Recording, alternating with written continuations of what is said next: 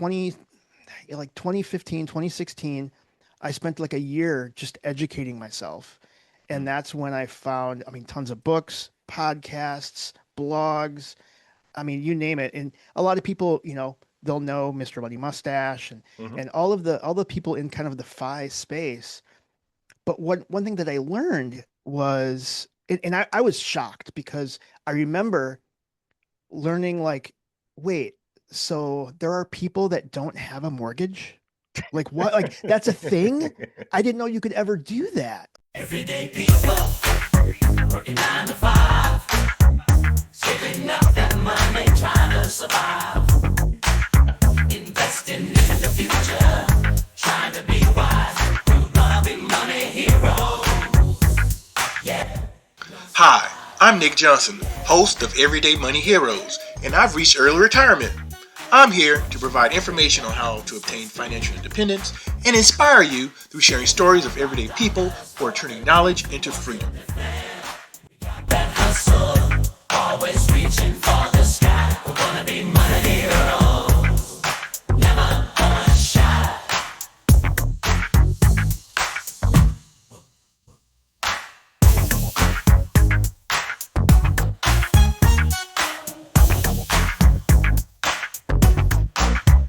Hello and welcome to Everyday Money Heroes. We provide information and inspiration to people of all ages to take control of their financial journey. I'm your host, Nick Johnson, and today we have Chris Luger. And before we get into our conversation with Chris, I want to ask you, if you have not, that you would please subscribe if you're watching us on YouTube. If you're listening to this in podcast form, that you would also follow us on your podcast platform of choice. So with that being said, a little bit about Chris. Today, he is someone who proves that you don't need a suit and tie or a background in finance to retire early. He spent years in the world of enterprise tech before deciding that the standard retirement at 65 plan just wasn't going to cut it for him. By combining the discipline of the FIRE movement with a high impact real estate strategy, he built a $2.5 million portfolio successfully to retire at the age of 50. He is founder of Heavy Metal Money and the host of the Extreme Personal Finance Show, where he teaches thousands of people how to build wealth with the same intensity and passion you would find in a front row mosh pit. Whether you're a fan of the music or just a fan of financial freedom, his approach to investing and intentional living is exactly what we advocate here. So please help me welcome to Everyday Money Heroes and the man behind the mosh pit, Chris Luger. How you doing, Chris? I'm doing great, man. Thank you so All much. right. That was amazing. I think Ah. I'm gonna hire you to follow me around and Hey, do my that works. intro. Hey, I play. I play some brass instruments too, so I can actually like play. Hey, You know, there you you go. know what I'm saying? Yeah. I can play a little brass and then like do your intros, man. Well, it is great to have you here, Chris. Let's see. Whenever I have someone on the show and I have a backstory with them, I like to share it. I had heard of Chris for the last couple years, and I would see Chris in places, but we really didn't have the opportunity to really connect. And I think probably the first time we really had a chance to connect was in Podfest in Orlando, Florida, this year. Was it? Yeah. Yeah, it was this year. So we Yep. had a chance to connect there and really talk there. And then went from there. Then we actually had a chance to kind of reconnect in economy in Yep. Cincinnati. And I will probably see him again at FinCon. Probably. Are you doing FinCon this year?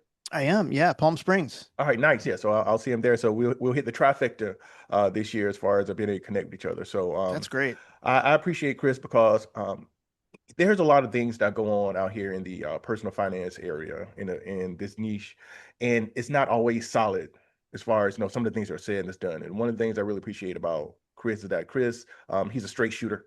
He gives it to you like it is. He does not necessarily someone who was born of affluence, and he resonates with me because you know we kind of walk the same path as far as he had a background in tech, I have a background in tech, and things like that. So what I like to do is kind of get some of his story, but then also he has a very unique approach or some rules that he's shared, and I heard those rules, and I was like, hey, these are going to be great for our audience as well. So first of all, I want to ask you, Chris, Yeah. where are you on your FI journey? Let's see. Um, well, I mean, I officially, again, I don't really like to say retired, but I officially Hmm. left W-2 work just over 2 years ago. Okay. So February of 2024. Hmm. And so, So I'm FI, and I've been working the last couple of years on just kind of, financial literacy, Hmm. working a lot on heavy metal money and the podcast, trying to help others with their finance if I can. And then I have some other things I've been working on too, some real estate stuff. But yeah, Hmm. my FI journey, it took about 9 years to get there, and I Okay. don't know if you want to jump into that, but yeah, that's so right now I'm technically FI. Um, I kind of I question, if people ask me, am I retired or am I self-employed? I sometimes say, I do a lot of things. Uh-huh. And it's great because, we have that option to do a lot of Hmm. things, and I know the retirement thing is kind of tough to say because you don't want to say, because as soon as you say you're doing something, some individuals will say, "Hey, I thought you're retired." Well, retirement does not mean that you no longer do anything that will generate, that won't generate revenue. It just Hmm. means that you have the option to not doing it. It means that you have autonomy over your time. I mean, it just means that you are to the point now where your investments take care of your cost of living. And ultimately, that's what it is. I tell people all the time, there are some people who are born retired. They come into enough affluence where it's like, okay, you know what? They never really have to work a day in their life because, their parents have set them up in a particular way. So retirement isn't just about, a particular age. It's about having the means and the resources to be able to go ahead and take care of your living. Yeah. And like you said, it gives you options. I think that that's one of the biggest things too, is that it allows you to do those things that fill your heart, that you're passionate about, that you may not need to make an income, or maybe you don't need to make a larger income. Hmm. You can do those things that, maybe it's working for a nonprofit, maybe it's focusing more time on your art, or whatever it is. That's what FI gives you. It gives you options to do those things that really light you up. Yeah, that's true. Now, you said it took you, Chris, 9 years to hit five. So Yeah. what does that well, is that from, hey, learning about the concept to crossing the finish line, or cause that's a impressive timeline. Thank you, man. Yeah, so it all started around 2015 when I got divorced. So Hmm. I really didn't know anything about personal finance. I never really cared. I didn't, I kind of avoided it, to be honest with you. My wife at the time handled all the finances. She dealt with paying the bills. I was I was adverse, right? I didn't want to know how much money we didn't have. I didn't want to know how much things cost. Um, and then all of a sudden, when she left, then now I had to learn this kind of on the fly. So Hmm. I remember Googling, how to budget. Oh, And wow. Okay. yeah, yeah. And that's, I started with Dave Ramsey, right? That's one of the first people that comes up. So Okay. that's really where I started. And then it was quickly, 2015, 2016, I spent like a year just educating myself. And Mm. that's when I found, I mean, tons of books, podcasts, blogs, I mean, you name it. And a lot of people, they'll know Mr. Money Mustache Hmm. and all the people in kind of the FI space. But one thing that I learned was, and I was shocked because I remember learning like, wait, so there are people that don't have a mortgage? Like what? Like that's a thing? I didn't know you could ever do that. Like that was such a Hmm. new concept. And so I was like, wait, so if I'm intentional with my money, I could basically retire if I wanted to. Hmm. At the time, I mean, I loved my job and I really wanted to keep working. It was, that was something that I wanted to do. But I was like, oh, if I'm intentional, I could be done in like 10 years. Hmm. No way. I mean, I couldn't believe it. And so I just, that's when my life turned around, right? I Hmm. really was focused and it took, nearly 10 years of hard work, but I was able to leave work at age 50. Hmm. And yeah, it took me basically 9 years to get there. So I gave myself a 10-year timeline. I made it Hmm. nine. And I'm an advocate that I do believe that a lot of people, not everyone, but a lot of people could be FI in 10 years. Hmm. There's just with some intentionality, um, some discipline. I Hmm. will say, and I've said this before, um, I think it's relatively simple, but it's not easy. Yes. you know? Yeah, no, I agree with you. I tell people something similar. I tell them all the time, like, it's not complicated, but it ain't easy. Hmm. And I tell them that quite often, and because if you look at your situation, it's like, okay, they'll say, okay, well, hey, you did it in 9 years, but you had a computer job, but you also had other things you were dealing with. You already shared that you're going through divorce, you have Hmm. kids, and so Yep. there were other things that were pulling on you. You just weren't this single individual who was this tech bro who was making all this money, who could just store away all this money. And so it's really easy for us to manufacture excuses when it's Hmm. something that we really don't want to do. And so I tell people all the time, I look at you, Chris, and I get inspired because I'm like, okay, I was like, if he can do it, it's a chance I can do it. you know, Yeah, Uh, I mean, and I will say, I mean, granted, it took me 9 years, and I do understand I came at it with a little bit of privilege, right? I worked in tech, but I wasn't making huge money. I mean, for a majority of that time, I was making in the 80s, mhm, and then the last few years of my career, I was at about like 130. okay, And so there are people that make a lot more than way, I do. And okay, and if you're a couple, you really are making a lot more than I yeah, was. And so I do feel as though even if you're, making 50, 60, you could still do this. mhm, It may take you, you know, 11, 12 years or something. There are definitely ways when we're intentional to do that. yeah. And if you look at that if you look at 10 to 12 years in the totality of our lives, that's a very small segment to Yeah, be able right? to reap a lifetime of benefit. Yeah, totally. I mean, literally, I was in my closet and I looked at a leather jacket that I had, right? I bought this leather jacket. So when I got out of high school, I went to the military. They put me in New Jersey. I, Mm. I live in Florida. I didn't have any heavy jackets. And so I remember I went to Wilson's. I don't even know if Wilson's is still open. I Oh, went I to Wil remember that. Yes. That's where I got my leather jacket. That was Yes. where I got mine. So Yeah. see all these parallels, man. I went and I bought this leather jacket. I remember I think I maybe paid like 40, $50. I don't know it.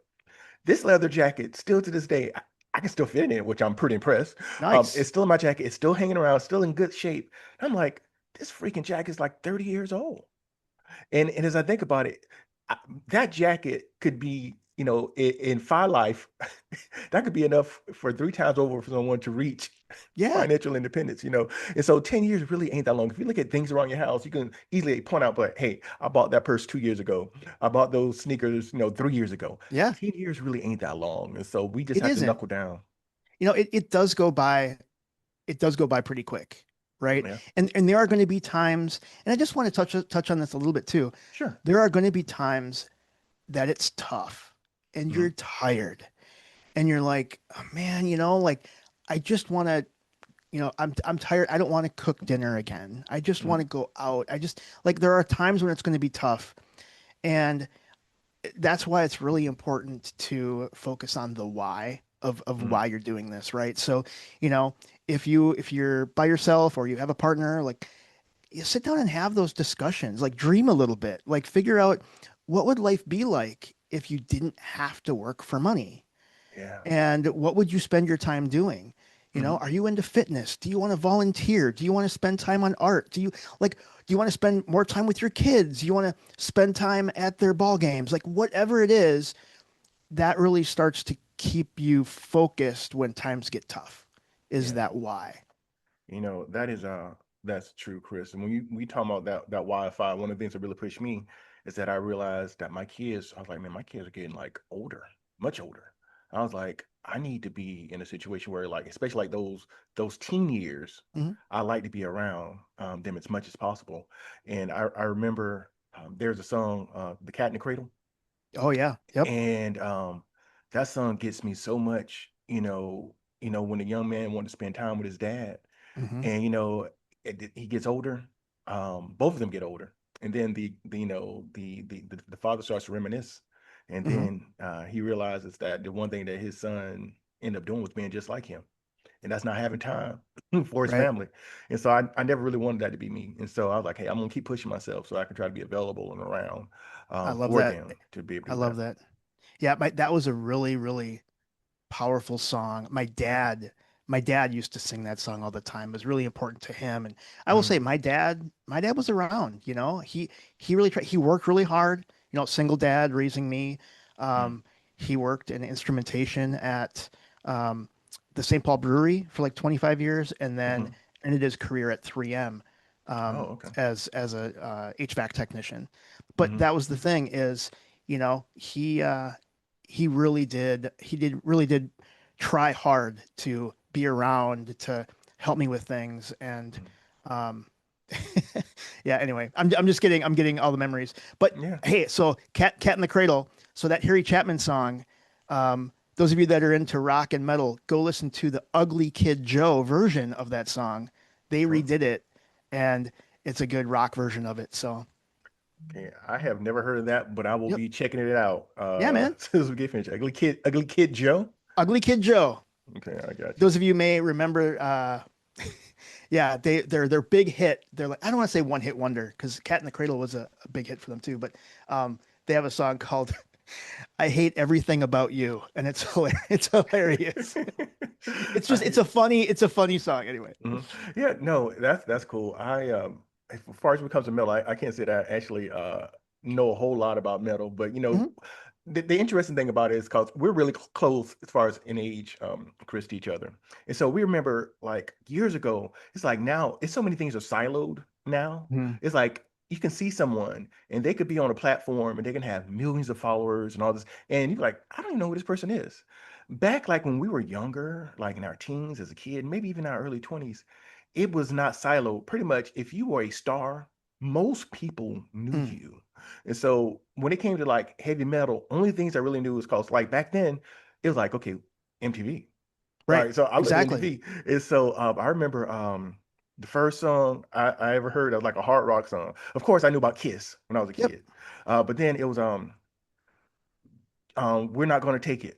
Oh yeah, Twisted Sister, one of my Twisted faves. Sister. Yeah, absolutely. I was like, this ain't bad. And I kind of said, we're not gonna That's right. get. That's right. I was like, Exactly. Actually, and funny story, I was just on the Monsters of Rock cruise Mhm. and I dressed up like Dee Snider on the cruise Oh, nice. and it's hilarious. So if you want to see some silly photos of me dressed like Dee Snider, go check Uh, it out with the big wig and everything. Anyway, is it on your Instagram?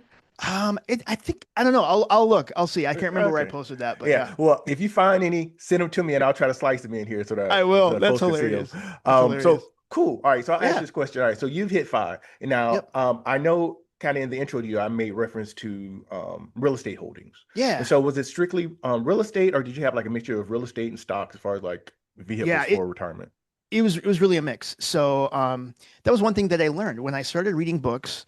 And again, I started reading, um, uh, investing books, right? And so when I started reading books, and even starting with like, Dave Ramsey's, Total Money Makeover or whatever, Hmm. you quickly realized that there was this class called real estate, right? There was Hmm. always like a chapter or two or something about real estate.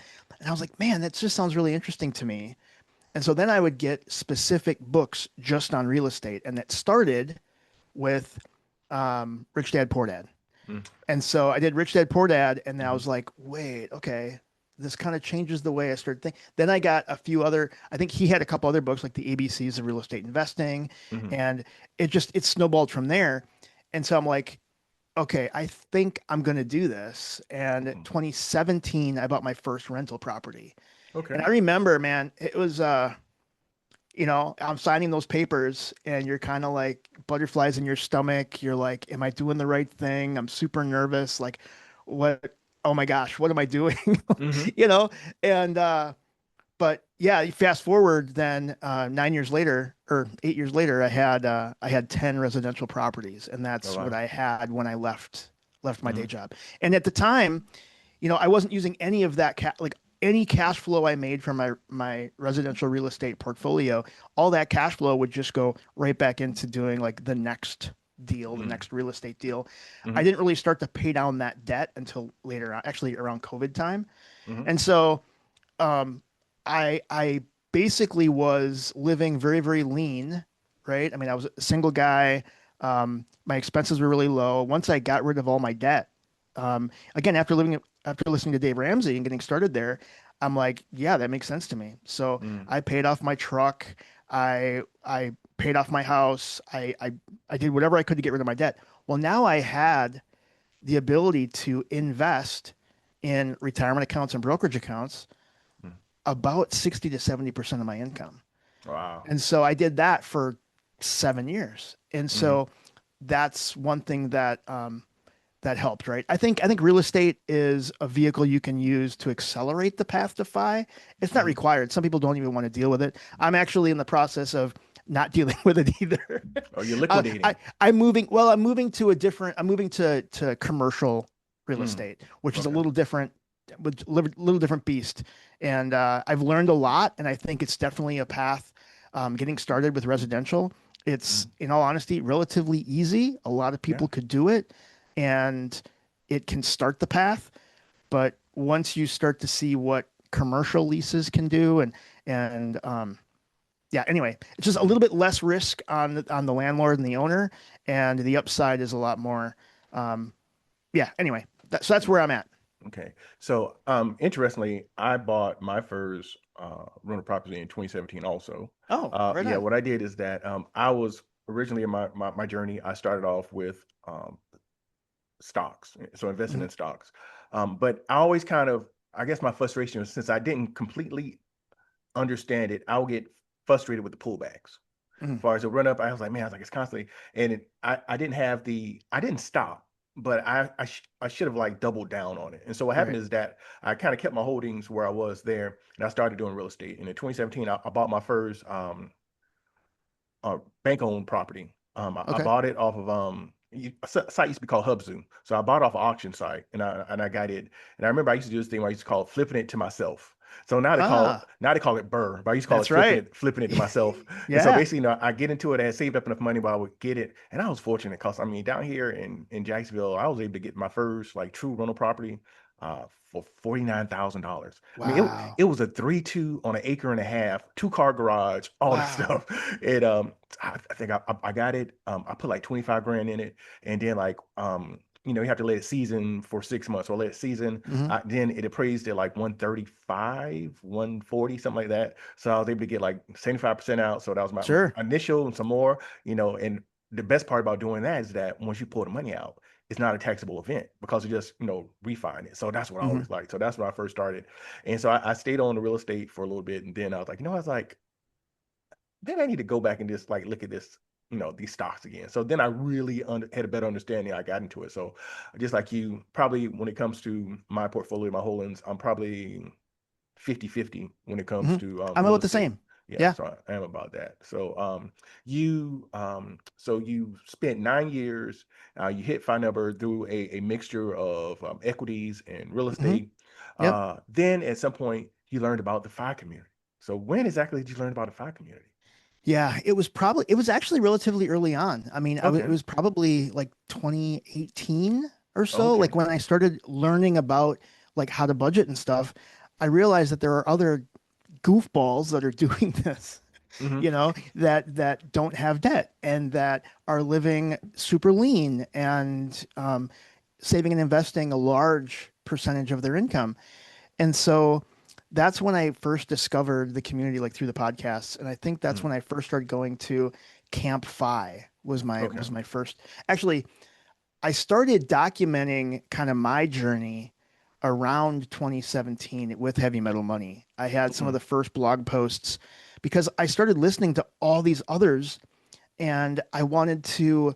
There were so many times I remember I'm driving in my car listening, and I'm like, oh, but I have this awesome story I want to share. Or I was like, oh my God, that happened to me too. I Hmm. wanted to participate, and I was like, how can I do this? And so I started this crazy little stupid blog called Heavy Metal Money. And so I went to FinCon. That was my very first FI event. Oh, And my okay. blog was running for like 6 months. I had no clue what I was doing, Hmm. but I found out that not only are these content creators that are doing this, there's this whole community of people that are doing it. And Hmm. then I went to Camp FI. That was the Hmm. one where I met just so many just brilliant people, and that led to, um, in a way, it was a little bit overwhelming because I remember the first Camp FI. I love Camp FI events. They're smaller events. Hmm. You get 60 people or so. There's some structured content, but it's also just hanging out, having fun, conversations, you Hmm. know. And like here in the Midwest, we have one, and you can go kayaking and canoeing, and you could do, um, outside stuff. It's really fun. Mm, And I remember, I was super new to FI, and I was like looking at, I'm trying to think if I had a positive net worth at the time. I think I did. But I was in some sessions about like drawdown strategies and how to do tax efficient planning. And I was like, oh my gosh, this is so over my head. Like, mhm. what am I doing? Oh my gosh. I was frustrated and nervous, but everyone is so cool and there's no stupid questions and you can talk to people. And that's what really helped me, um, I guess, embrace the FI community. I would not be where I am today if it wasn't for community. This Mm, community is so great. You want to surround yourself by those people that truly lift you up mhm. and not drag you down. And yeah, so I wouldn't be here without the community. Yeah, absolutely. I feel the same way, Chris. I look at, like for instance, I know that there are a lot of Jaguar fans, me living here in Jacksonville. Um, Other than like us rooting for the Jaguars, I can't necessarily say I would really get along with every Jaguar fan. Uh, but I'm hard pressed to think of a FI event Hmm.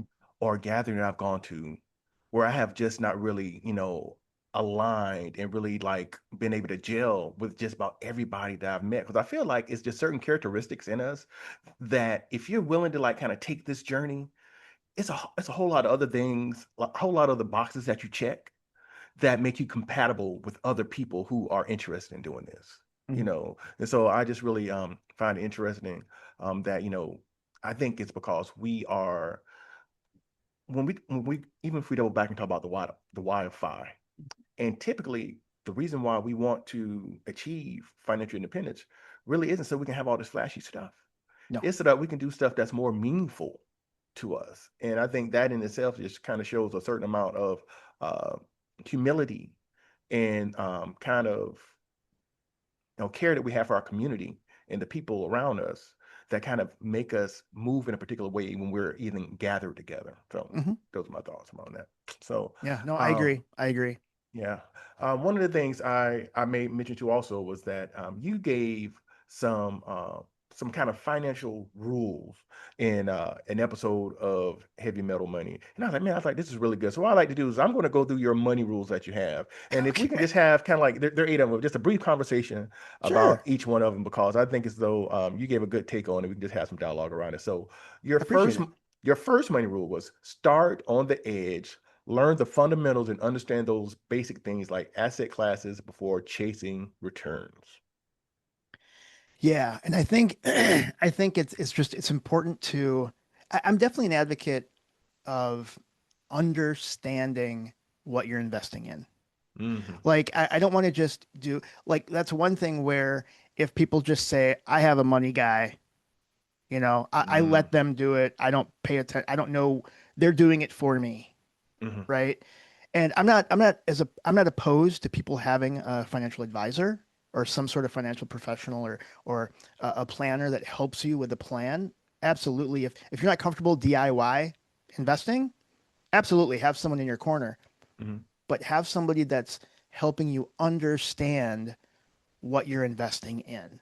So stand back and learn, right? Don't just go into, the next GameStop meme stock, Yeah. or the next meme coin, the next crypto, whatever. Hmm. I think it's important just to truly understand. And when I talk about like the fundamentals, it's truly understanding a little bit on what an index fund is, Hmm. right? What those medium cap stocks are. Just, I mean, some basic fundamentals before you start understanding where you're putting your money. And I Right. think that's the one thing that I think some people kind of overlook, right? They're trying to Hmm. look for the flashy, awesome, cool, what's the next big stock I need to find, like finding that needle in a haystack. Hmm. But no, understanding what an index is and investing in this broad-based index funds over time. This is one thing that I learned. And this was actually from a Tony Robbins book. So when I first started Hmm. learning this, I always thought investing was for super rich people and they knew something that we didn't because they were beating the market. Mm, But I learned in Tony's book that with, doing index fund investing, you're not always trying to beat the market. You're mm, trying to basically match the market. You're trying right. to just follow the market. Hmm. And that'll get you where you need to go. It And I, really I mean, I will. remember having this epiphany. I was painting. I was painting one of my rental properties. And I had my headphones in and I'm listening to his audiobook and I'm like, I stopped and was like, wait a minute, let me back that up again. Yeah. I was like, oh, wow. I mean, it just was Mm. the clouds parted and the light shined down. Anyway. Yeah, yeah, no, I think that's great, and it is ultimately about the fundamentals. And it's and to go back to where you said about Mhm, people having, like a financial advisor or saying, hey, I got a money guy or a money mhm, person or whatever. I knew a guy. I was working with him, trying to get him to understand the basics. He's like, you know what? I'm just not doing that. mhm. So he decided to go and get a money manager. And you know what the money manager did, Chris? Oh no. Sold him life insurance. No, he didn't do that. All he did was took his money, charged him a fee, and invested it in the S&P 500. I'm like, Right. like, Exactly. man, remember that stuff I was telling you? I was like, I gave it to you for free. Now you're trying to do Yeah. it. But unfortunately, I do know some people who get, kind of caught up in the whole life insurance stuff and everything. I tell people all the time, like, don't mix your investments and your insurance. Just Yep. go ahead and just get some term life and you'll be good. And then just take the rest of that money and put it over there and invest in the stock Exactly. market. So Exactly. definitely want to do that. And so that's cool. So that was rule number one as far as learning the Yeah. fundamentals. Rule number two, financial literacy is spread through community, and we can all do this. And lifting someone else up doesn't slow your progress. It reinforces the discipline. We've talked a little bit about community, but anything you like to kind of shed to that second rule? Yeah, I think that if you're someone that's listening to this and you are obviously into personal finance, Mm, you wanna reach FI perhaps.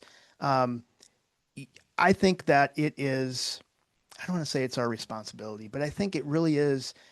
We need to help others if they want to be helped, right? I mean, you're not going to mhm, force it on them, but especially like the younger generation, right? I mean, maybe you want to, teach your kids, or maybe you have a niece or nephew, you know, start with maybe gifting them a 529 plan and, mhm, help them understand those fundamentals, help a friend budget if they want to.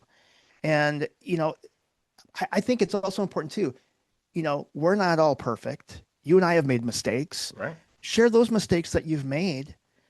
And, rather than just trying to say, oh, look what I did. I'm like super awesome. And I made, Mm, 16% gains last year, blah, blah, blah. Like whatever, okay. don't flex your wins. Like be Mm, more like, hey, I've made those mistakes too. We can do this together. I really think it is part of this community. mhm, And I mean, um, I've helped a lot of people, and there is just something awesome when I get emails back saying that um, they appreciate, maybe it's my newsletter or a blog post, and mhm. they tell me that they opened their very first Roth IRA, and I Wow. was like, oh man, that's Mm, awesome. You know what I yeah. mean? Like if I can help just one person. So Yeah. I think it is, picking up those people, surrounding your people with those people that you want to lift up. Yeah. There is part of that money rule says it doesn't slow your progress. It really Yeah. doesn't. We can't have this limited kind of mind state Yeah. where there is so much money out there. Oh, And right. it baffles if you totally I don't I think at one point I think I saw a number about like the total amount of money in like the US economy, and it blew my mind. And so it you sharing with someone else how to do something Hmm. is not going to change your outcome. It is Right. not. If anything, is you're putting positivity out into the universe. I can't tell you the number of times that I've done something for someone and something's come back to me, and I'm like, I was like, a lot of times I just have to attribute it to me putting good out into the universe, and it just comes around. It's the rule of reciprocity when it comes to the universe. I mean, when you Hmm. put positive out, positive just comes back to you, and so definitely the community is important. Yeah, absolutely. And to your point, it's not that because I've talked to people, right, that think that money is evil, right? Or, only rich people have money. Mhm. And if there's only so much, right? It's this limited mindset, right? Mhm. It's basically they think that if someone else has the money, someone else doesn't have it. But Yeah. I'm telling you, there's enough for everybody. It is tons. And I hear about people who make like these ridiculous amounts of money. I'm like, it, I have a friend I was talking to him and he's like, I think he said, he's like, I need, I think he said $10 million. I was like, brother, I was like, I don't think you understand. I was like, it's not a lot of stuff you can't do at two, three that you can't do at 10. I was like, other than just the amount of money that you can give for like for Yeah. other causes. But as far as like as a personal, like, and maybe it's just the way I'm built, I don't need a whole lot of stuff. So it's like, that $10 million didn't move me. I was like, okay, I was like, I understand what I need. I'm able to free up my time. I'm able to give my time to community, and that's really what's important to me. So that's definitely it. So if we look at the third money rule, is ego kills your portfolio, but discipline, patience, and consistency wins retirements. 100%. And I think I got this. This is more because of there's just so many, oh man, there's just so much garbage on Hmm. social media. Hmm. You know A what I lot. mean? And so you could be the latest crypto bro or buy my course and I'll teach you how to invest in real estate or whatever it is. And it just, if you keep it simple, and you doing the boring broad-based index fund over time, you're gonna win. Yeah. You're gonna win.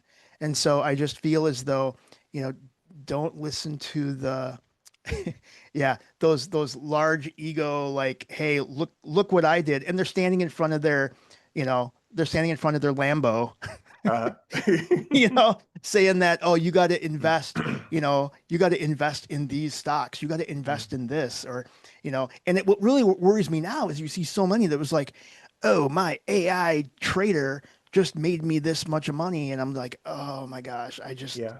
no. You know, and the thing about getting rich slowly is that it's not attractive, unfortunately. And a lot of Yeah. times people don't want to look at that. I mean, even going back to your story, 9 to 10 years ain't that Hmm. long. But some people, I guess if you're talking to a 20-year-old, they're like, that's half of my life. What are you talking about? That You is know? true. Yes. So it's hard for them to realize that. But I have a saying that fast money don't last long. It just Yeah. There you true. go. It Oh, I just love it. it truly doesn't. I was talking at a company just this week, and I was sharing with them statistics that 78% of this is according to the American Bankruptcy Institute. Okay. 78% of NFL players and 60% of NBA players face financial hardship once they stop playing the game. Oh, And that's wow. why I Ain't that always crazy? it's a crazy statistic, but it's like, okay, that's why, and that goes back to fast money. A lot of these individuals went from not having much to just having a large amount of wealth and not really understanding, just kind of the fundamentals going back to number one. They didn't Hmm. understand those fundamentals and understanding like, you know what, if you got $100 million contract, I understand, you got to pay agents and fees and everything else. We'll just say at the end of the day, you had $30 million after that 100. Taking that $30 million and investing it into a very secure, broad-based Yeah. ETF, oh my goodness, that will fund you for the rest of your life easily. Yes. you know, but people don't know that. So you really don't want to have those But they egos. they Mess got to with you. get the bling though, Nick. They got Man.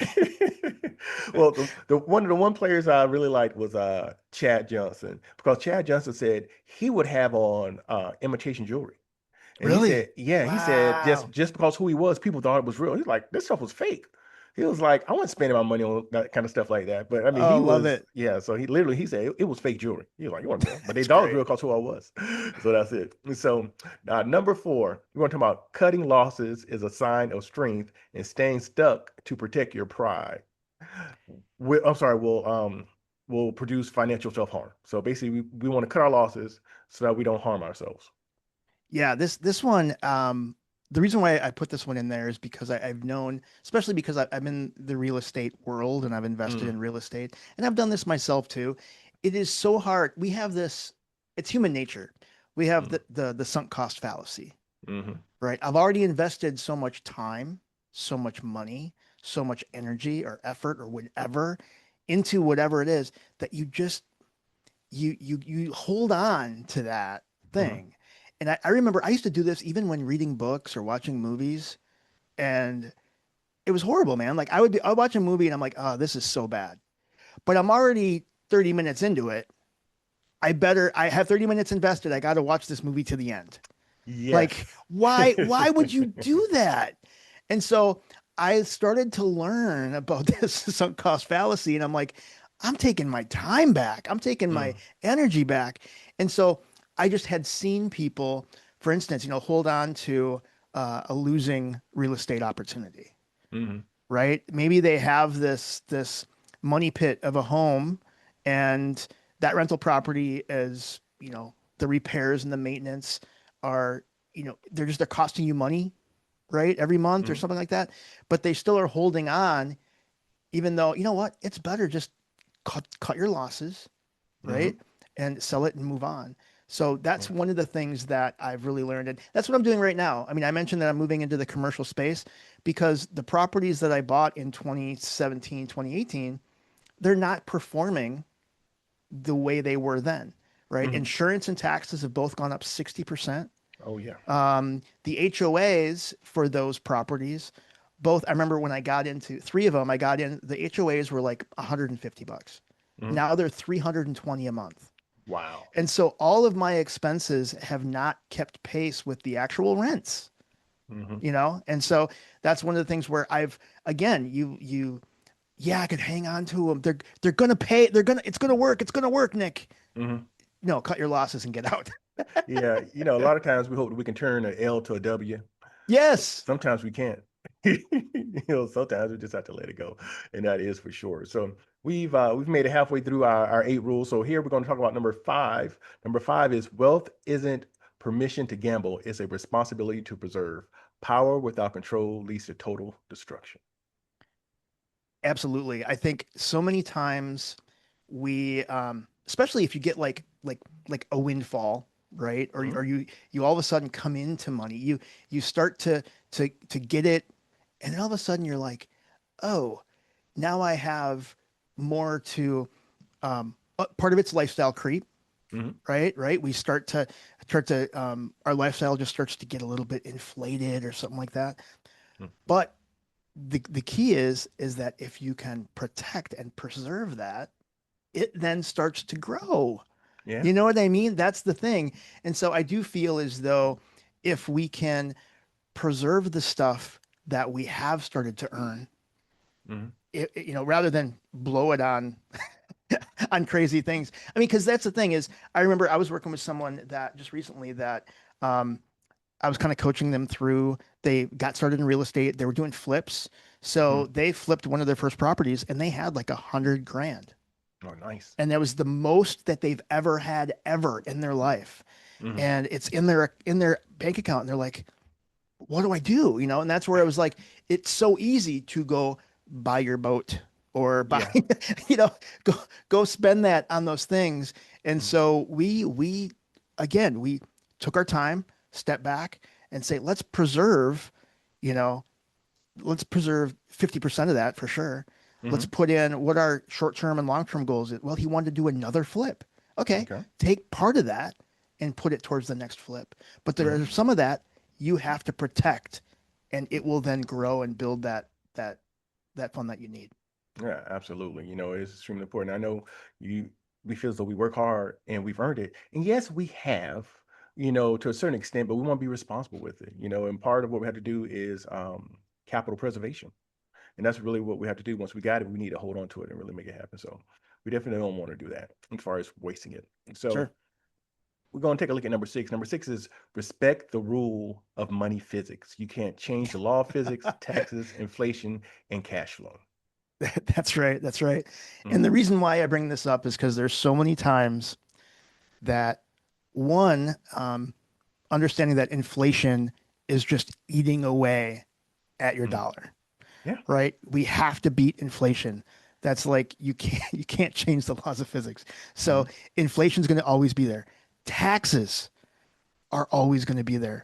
I remember I was talking with actually it's an it's a crazy story. Those of you may know from the Stacking Benjamins show, Josel Sehi. Mm-hmm. And I remember I had him on my show, and he was talking about a story that when he first started working as a financial planner, he was making really good money at the time. And after, like, when he finally got time to do taxes, he didn't put anything away for taxes. Oh, wow. Like, all of a sudden, he gets this crazy big tax bill. Mm-hmm. So it's just one of those things where we just need to be aware of your taxes. Again, some of that's already taken care of. Like if you're a W-2 employee and you have regular deductions, you can understand that.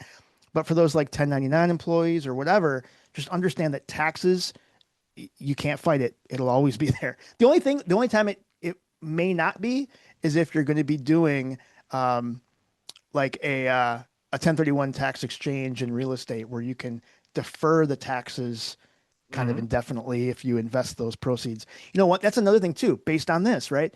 Is there are so many times that like when I was in the accumulation phase and I was buying properties, I remember I would meet with another investor and I'd be walking through the property and they're telling me, "Oh, it cash flows awesome, man. You're gonna make so much money." Mm-hmm. And I'm like, I ran my numbers and I'm like, "No, you're not." Because they weren't putting any money away for taxes, insurance, capex, the Mm-hmm. capex stuff like the roof and the water heater, standard, maintenance and repairs, lawn Mm-hmm. care, snow removal, all the stuff you got to factor in when you're buying a rental property. Yeah. And clearly they weren't doing that. Mm. So it was one of those things where inflation, taxes, those things, they're always going to be there. And we need to make sure that we don't ignore that because that will lead to disaster. Yeah, it is unfortunately a necessary evil when it comes Yes. to taxes, and inflation is real. And the thing is that one of the things that I talked to my wife about, one of the toughest parts about getting old is that you remember how much stuff used to cost. Oh, yeah. You're like, what? This, when you're young, you see something, once you're out your parents' house, you have to start paying for stuff. Like, hey, okay, Yeah. this is the first time you're seeing it, but you start to remember how things go, and it's like, wow, I went to, I'll say it, I went to Top Golf, and a soda was $5. I'm like, Yeah. $5 for a Right. soda?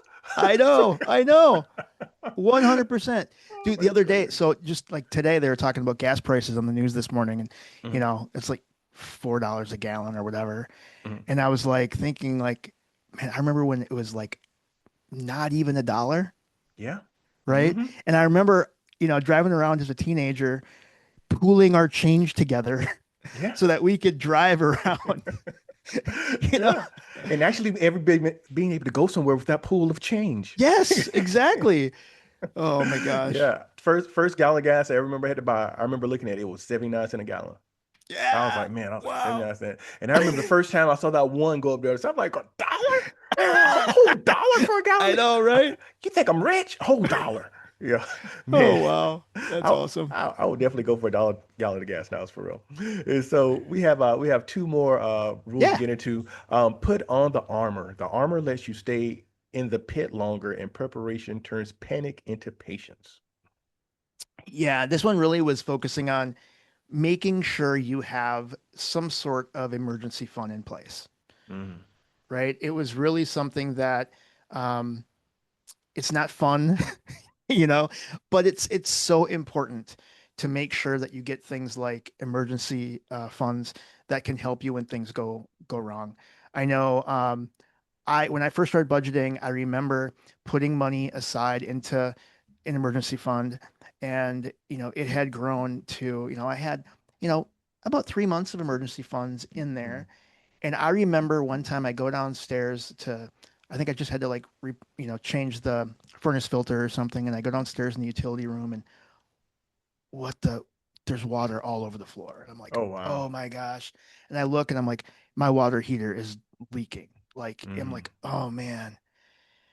So I turn off my water. I mean, I get it replaced, but the beauty here is that it wasn't some sort of catastrophic thing that I Mhm. had to, you know, go into debt for. I had the funds already, earmarked for Mhm. emergency funds. Right. And so I'm like, I'm gonna, buy that water heater. I'm gonna get it installed, and I'm just back where I was. And it wasn't a time to panic, you Mhm. know? And so I think that's the biggest thing is just making sure that you have at least that cushion I know one thing that my dad told me when I mean, I got my very first checking account when I was 16, and he said, I remember I had my first $500, and I remember he said, "That's zero." Oh, wow. And I was like, "Oh, okay." Mm. You know? That's the And emergency now, fund. yeah, and now I clearly like, oh, this is what it was for. I remember when I had to go buy this new water heater, I was like, this is what that emergency fund is for. Yeah. And so that was one of the main things I wanted to focus for that. Yeah, no, and it's good because when you have an emergency fund, it's a one-time event, really. I Hmm. mean, you get you calculate it, you get it. Once you hit that mark, unless you want to expand that buffer, you don't have to constantly replenish your emergency fund until there's an emergency. Then you have to Hmm. replenish it, so that's it. So, I mean, you can go ahead and create your emergency fund. You might go year and a half without ever having to touch it, so Yeah. that's the good thing about it, So once you do it, you can Yep. set it and forget it. Yep. And hey, put that in a high High yield yield savings, savings account. high yield There you go, savings brother. account. That's right. Got to HYSA it, Yep. that's for I just sure. looked my emergency fund um, last year. I made $468 in my. That is That's that you is nice know when preparation can give you money. That that's that is right. that's a good thing, man. That's awesome. Um, and number eight, money is just the multiple. Excuse me, money is just the amplifier to your life. Build wealth so you can live louder, freer, and on your own terms. Right on, man. I do believe that being having money, it does kind of it reflects kind of who you are and your Hmm. values. And you know I also feel as though we're not here to uh like Nick and I are not here to say, okay, go scorched earth, don't spend any money, live on rice and beans forever. Hmm. That's not what we're trying to say, Yeah. right? It's about freedom. It's about giving you options. This is something where you can you walk away from a toxic work environment, Hmm. right? It gives you to choose, your time over money. You can live very intentional by Hmm. doing this, and it's about having fun. I mean, you do need to spend that money on those things you value. You like going to metal concerts, go to metal concerts. Hmm. Are you into fitness? You know, make sure that you have your Peloton subscription. Like whatever it is that's important to you, spend the money on those things that you value. Have fun with this, Hmm. and it's gonna change your life. It really is. Yeah, man. I definitely agree with you on that. Money is just the amplifier to your life, so it'll just allow you to do more of what you desire to do. And it goes back to just having those options. And I'll say this, and then we'll wrap up here, Yeah. Chris. I volunteer with several nonprofits in the area, and I have 20 plus years in IT and corporate all that other stuff. And I know that they could not afford to have someone of my skill set on their books. Mm, But me being able to volunteer my time freely allows them to be able to leverage whatever resources they have toward furthering their mission and what they're trying to do. And so just me having this financial freedom allows me to amplify my reach in doing good by being able to help those things out. And so just like Chris said, and I know I Chris, love that. I know you're very active in volunteering and charity work as well. Us having this freedom allows us to be able to do more good in society. And that's really what we like to do. I love it, man. It's That's so definitely great. yes, sir. Thank you. And Chris, we are getting ready to wrap up here, sir. I thank you so much for you coming on, sharing your story, sharing your inspiration and the information that you have for our audience. For those who like to connect with you and possibly jump in the mosh pit, Yeah, what's man. the what's the best way to stay connected with you? Right on. Yeah, the best place to go is my brand new overhauled website. It's all new. It's super awesome. Go to heavymetal.money and you can check out all my social medias there. My podcast is there. Again, you can subscribe to the Extreme Personal Finance Show wherever you get your podcasts, or on YouTube. And I'd love to connect with you, man. Like, let's do it. Yeah, absolutely. Thank you, Chris. I appreciate you giving your time here. As we wrap up, I want to remind everyone that if you have not subscribed to, first of all, let me take a step back. I'm going to encourage everyone listening here to definitely go out, connect with Chris, follow him there on YouTube, follow him on podcast player. If you're listening to this via podcast, I'm going to ask you that if you've not subscribed to Everyday Money Heroes, that you will subscribe to Everyday Money Heroes on YouTube and also follow us on your podcast player of choice. And in closing, I want to remind you to trust the process. Have a great day. Thank you.